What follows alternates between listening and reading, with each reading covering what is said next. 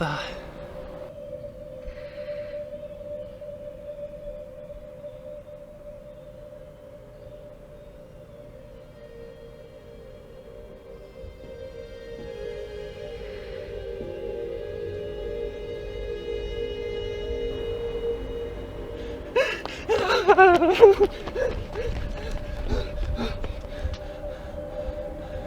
Are you okay?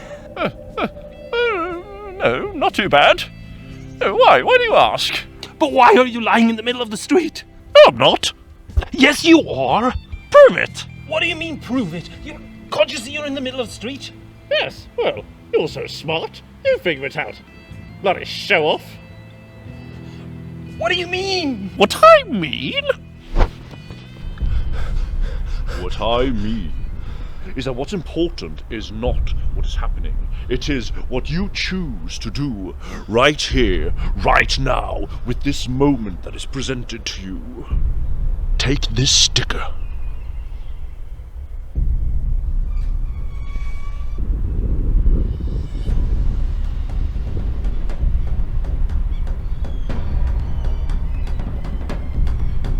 You know exactly which pedal needs it.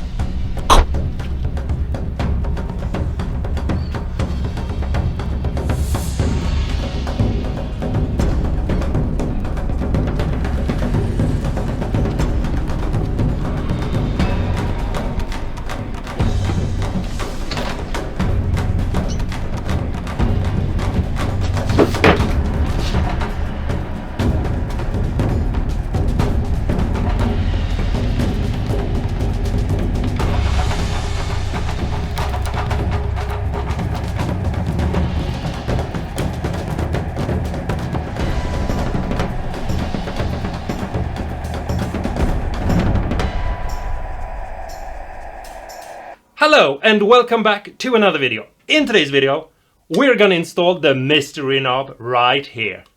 It's been a long time coming. You've been waiting so long for it, and now it's finally here.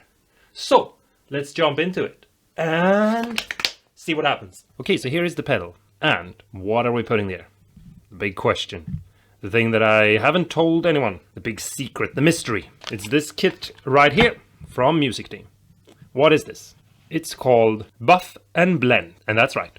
This is a blend control so that you can blend in your clean signal and have it buffed so that the levels will be the same. And we're going to quickly build this kit together. You get the instructions with the kit. All the parts are in the kit. You can also just buy the PCB. But yeah, you get it like this as a bag. And in it, you have a couple of other bags. You have some extra jacks and switches.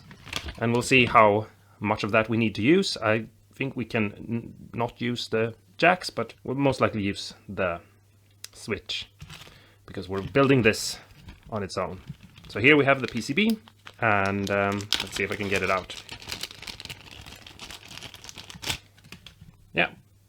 And all the numbers here, like you can see there, for example, maybe it says R4. They have a component somewhere in the bag here. And you just have to look at the schematic and it will say like R4 is 10K or whatever. And you put it in there and you solder it in place. And it's super easy. So the first thing to do is, maybe the first thing to do is the switch. I don't know. But anyway, let's just build this together real quick and it will be easy to do. So let's start off with the resistors and diodes that are in this bag right here.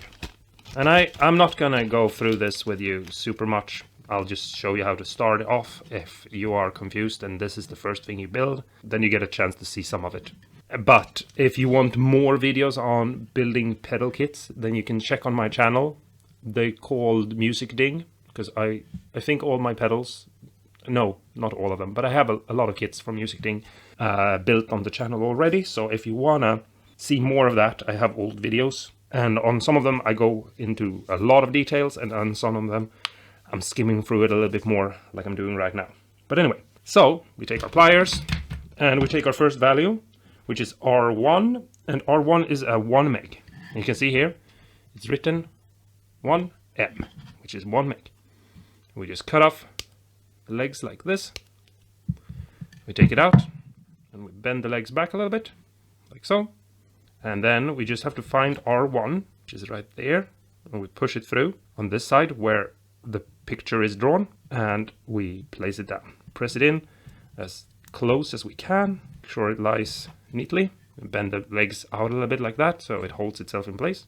And then we can continue to the next part, which is R2, which is also a 1 meg. Just press it in to place. Try to get it to lie neatly in its socket and evenly across, and then spread the legs out. Now I take my solder, I take my soldering iron, and I just melt a little bit on the tip, and I just melt it into place, creating a little blob around where the leg meets. And then we take our cutters, the flat side of them, put it up against the blob, and cut off the legs. Now everything should look neatly and nice, like so. No issues, no problem. And then you just have to continue putting in all the parts. And as you can see, you have written down things like Q and C1 and stuff like that. And you just have to follow. But all the parts will be in the description. Okay, so on the R5 right there, they say that it depends on what you're putting into the effect. Because basically, you can either put in a resistor there or just a jumper wire. And in the papers, it says put a resistor if the effect overpowers. Which means we might have to fiddle around with that and experiment to find out exactly what we need. But it also says that they've never had to put in anything more than a 10K. But this, what we're using this for is, you know, a weird little music, you know, the weird little LM board thing. So we have no idea of knowing exactly what value we need, because it's not a real pedal kit or anything. So depending on what you're actually going to use this for, because obviously you can use this for anything or everything. You can add this to whatever you want to. So I'm putting in a 10K, and I hope that's going to be good. And I might have to change it. I think the 10K is most likely still going to be overpowered. But I might like it anyway.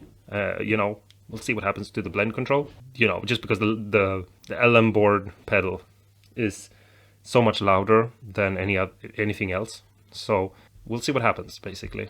But I might have to change it out for a higher value than a 10K, which is what the papers say. But the kit didn't come with a 10K, at least not for me. Okay, so here it is now. I've added everything except the LED. And that's because the pedal already has an LED. I might have to switch it out for that one. It might be cool, I don't know. Yeah, I'm gonna add this one in to the pedal now. And I'm gonna think a little bit about the LED, and we'll see what happens. Here is the pedal again. And we need to open it up and take a look inside.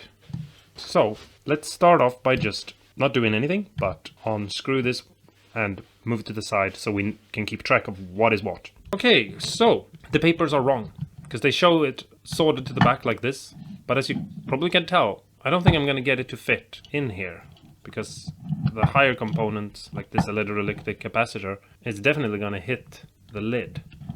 Let me take a look and see what I can do about it. That's annoying to me, because I don't want to have to fiddle around with this too much. Okay, so what I did was I took off all the rings, so this wouldn't stick out a little bit more on the top. And then I just moved the electrolytic capacitor right there to the back. I don't know if you can see it. Oh, there you can see it. It's right there. It's just orientated the same way, just on the opposite side. Now, if you're watching this, you can just solder the switch in the other way around, so that all parts are mounted the other way. But as I'm gonna fiddle around here and I want these labels to work everything out for myself so that it's not too confusing, I don't really want to do that, at least not yet. But we'll see. But now the lid should fit, and everything should be good. I also put a little bit of tape right here, just because I wasn't 100% sure this wouldn't ever really touch. But there is like 2 mils or something, 3 mils space. So I wouldn't be worried, but I just put it there to be safe, in case you wonder. But now I'm gonna start looking at the descriptions and see where to put what wire. And I'm gonna try to figure out how to do this with the LED and everything as well. But yeah, all of these wires, or at least some of them, mostly the inputs and outputs and things like that, will have to be placed in new places. And we did get some wires with the kit right here. So if I need to, I'll switch out for those. But I don't think that will be necessary. So I'll look at the wiring here and try to figure things out. Yeah, I'll be back. All right.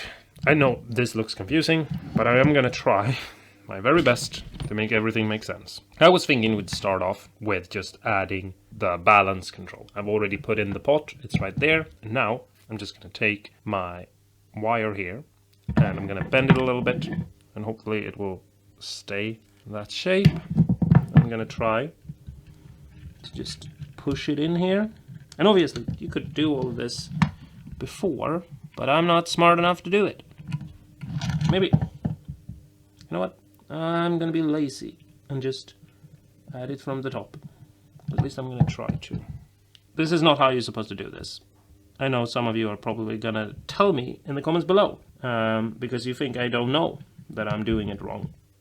But I know, and I decide to do it anyway. Because I'm actually a gangster, pedal gangster. So, I have the wires in. And I'm just gonna add a little bit of solder. Right, the pot is in, the wires are in. Let's add the 9 volt that we need. I'm just gonna press it in here, add a little bit of solder to melt it into place.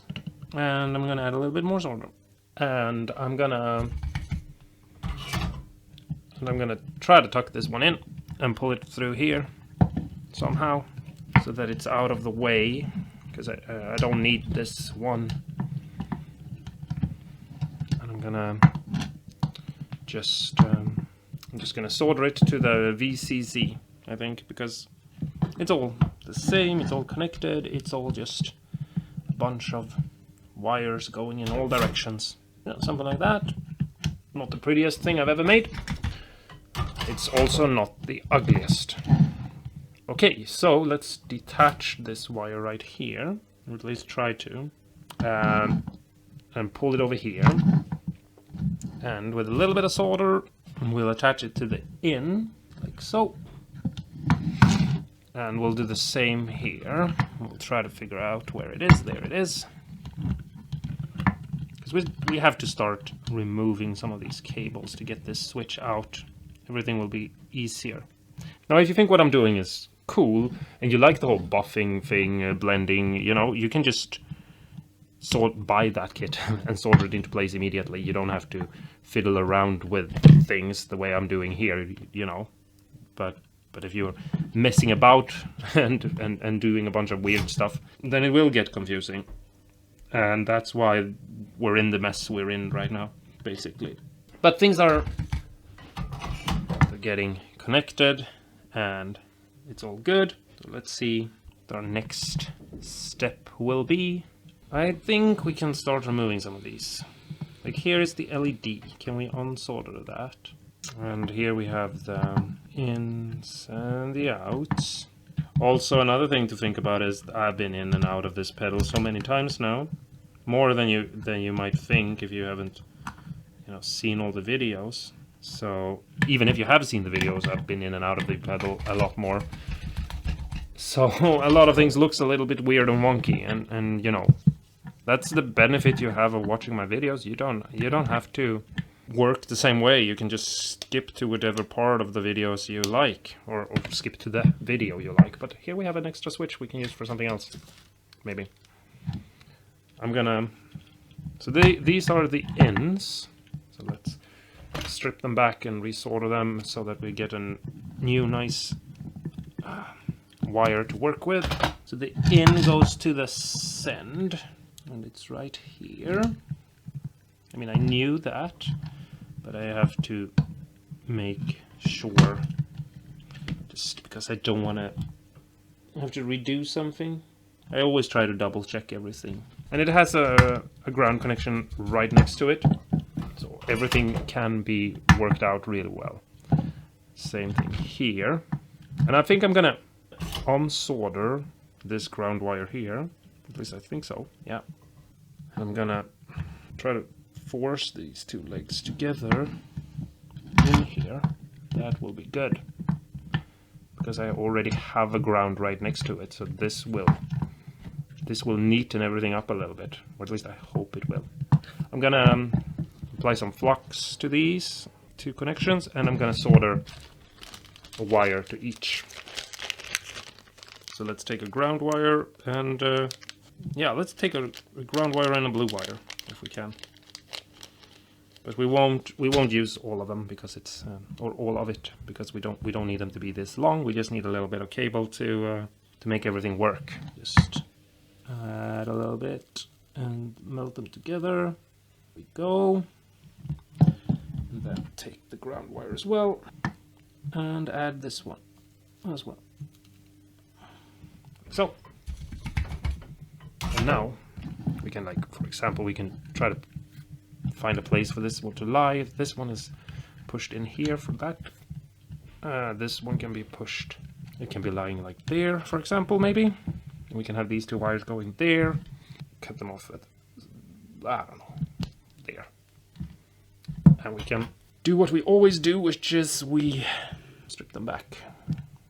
And we apply a little flux to them. And let's start off with this one, going to the return, and the ground going next to it, to the ground. Perfect. Amazing. Almost. Because now I see that this here is fraying a little bit and looking a little bit stupid, so I'm gonna have to redo that. Okay, so this ground here, that is ground in this jack, is gonna get moved. But let's see if I can get it off.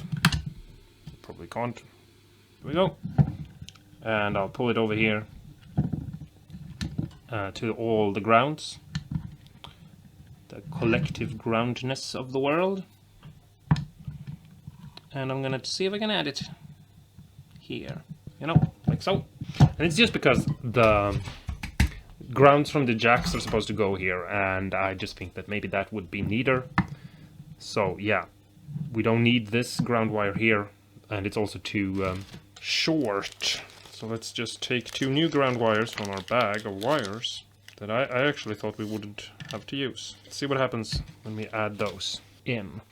Also, we should probably remove, if we can, which maybe we can't because it's too fiddly to get in there. We might just have to cut that wire. I'm gonna see if I can pull it out. There we go. So the LED is out. I'm gonna try to figure out how to wire that up. But first, let's see if we can remove this one and put in a new one. I hope I'm somewhat in frame. I haven't found a little display thing, which is what I want, because I want to have a little display so that I don't have to look up into the ceiling to see what the camera is doing. That doesn't make any sense to you because you're watching the video, but that makes a lot of sense to me because I'm filming it. And that's why if anything is out of frame and you're getting annoyed because I'm not noticing it until I'm basically done with whatever I'm doing, and you think that, you know, you have strong feelings about it or something, basically just that. I can't look at the screen, which is up here, and display on the side at the same time as I'm wiring up this fucking rat nest. I'm sorry. Anyway, there's no real point in cutting these wires down to size because I'm only going to take off a little bit if I do, and I might as well just keep the length. But it's supposed to go here to the ground, so let's just, with a little bit of solder on our tip, attach this ground wire. Oh yeah, baby, there it is. Sorry, didn't mean to sing for you. Did I? And then as well, we'll add this wire as well. The ground from this. And I think we are almost done. I think the only thing that's left is LED. Right.